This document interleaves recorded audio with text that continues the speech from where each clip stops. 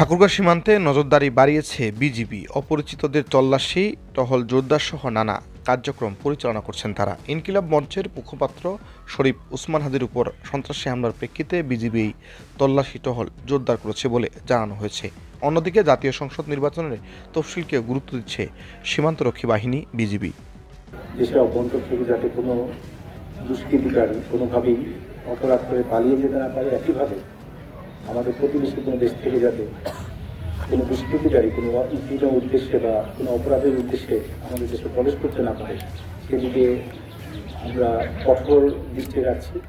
আপনারা হয়তো দেখে থাকবেন যে আমরা গত 2-3 দিনের মধ্যে শিডিউল ঘোষণার পর থেকে বিভিন্ন জায়গায় চেকপোস্ট স্থাপন করে বিভিন্ন স্থানে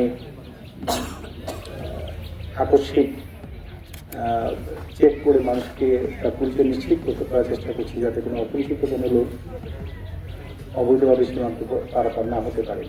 আমি এ ব্যাপারে আপনাদের সহযোগিতা চাচ্ছি। স্থানীয় যারা আছেন এখানে হাজির, যদি কোনো অপরিচিত লোক আপনাদের এলাকায় আসে, আপনারা প্লিজ আমাদেরকে তথ্য দিয়ে সহযোগিতা করবেন।